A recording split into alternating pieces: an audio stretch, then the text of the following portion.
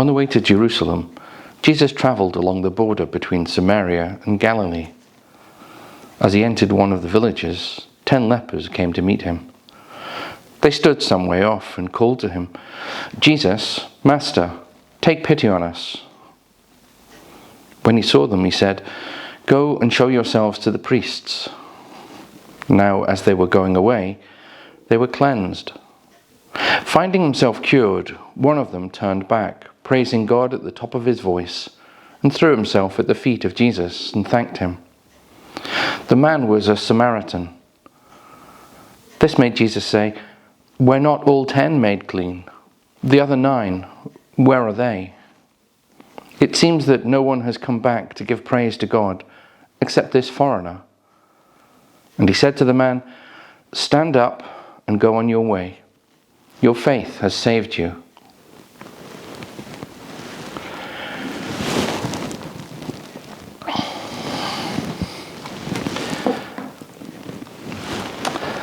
It's been a good week this week. The highlight was probably on Thursday.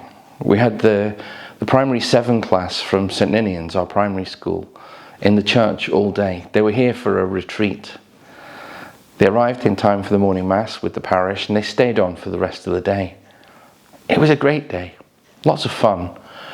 There were lots of games, which had a purpose, but I'm not sure they always appreciated it, not straight away.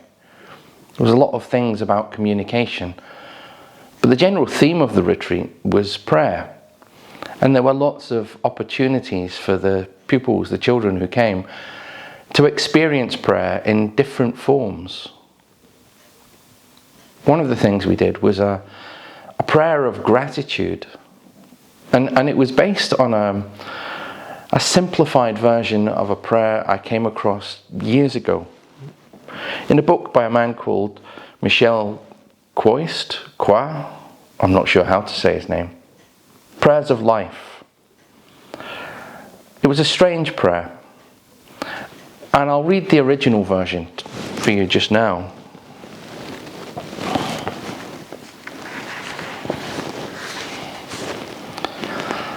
Thank you, Lord. Thank you. Thank you for all the gifts you have given me today. Thank you for all I have seen, heard, received. Thank you for the water that woke me up, the soap that smells so good, the toothpaste that refreshes. Thank you for the clothes that protect me, their colour and their style. Thank you for the newspaper, so faithfully here, for the comics, my morning smile, for useful meetings, for justice done, for big games won. Thank you for the street cleaning lorry and the men who run it, for their morning shouts and all the early noises. Thank you for my work, my tools, my efforts. Thank you for the metal in my hands, for the whine of the steel biting into it, for the satisfied look on the foreman and the load of finished pieces. Thank you for Jim, who lent me his file, for Danny, who gave me a cigarette, for Charlie, who held the door for me.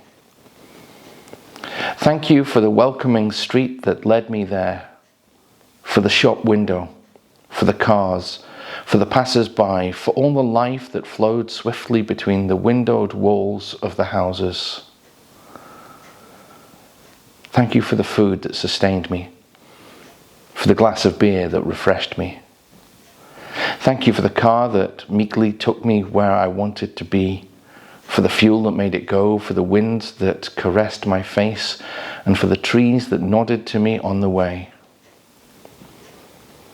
Thank you for the boy I watched playing on the footpath opposite. Thank you for his roller skates and his comical face when he fell. Thank you for the morning greetings I received, for all the smiles. Thank you for Mother, who welcomes me at home, for her tactful affection, for her silent presence. Thank you for the roof that shelters me, for the lamp that lights me, for the radio that plays, for the news, for music and singing. Thank you for the bunch of flowers, so pretty, on my table. Thank you for the tranquil night. Thank you for the stars. Thank you for the silence. Thank you for the time you have given me. Thank you for life. Thank you for grace. Thank you for letting me be there, Lord. Thank you for listening to me, for taking me seriously, for gathering my gifts into your hands to offer them to your Father. Thank you, Lord. Thank you.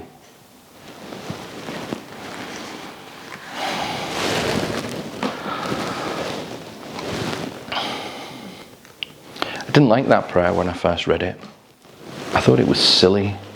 I thought it sounded like a list of things that someone had made up when they were trying to think of things they could say thank you for. It didn't sound genuine. I mean, thank you for toothpaste. Toothpaste. Seriously. But you know, after reading it and not giving it much serious thought, the next time I cleaned my teeth, I was more aware of the taste of the toothpaste, how it tasted in my mouth, how my teeth felt. My mouth felt refreshed after I'd cleaned them. Teeth felt smooth, and I smiled. And I smiled the next time I cleaned them too, still tasting the toothpaste. And as I walked along the street the following day, I heard a bird singing. I'd often listen to birds singing. But that day, I felt like saying, thank you. And you know, it made a difference. Saying thank you, well, it kind of made me more aware. It kind of made me more grateful. I wasn't overly grateful. I wasn't hugely grateful. But in that moment where I appreciated it a little bit more, my gratitude grew just a little bit. And with the growth of gratitude, there was a growth of appreciation as well. I don't know if that makes sense. But a few days later, I went back to the prayer and I read through it again. And yeah, the toothpaste did refresh and taste good. And the soap did smell nice. And I appreciated that a little more too. And there were faces on people that I passed, smiles that kind of touched me in a new way.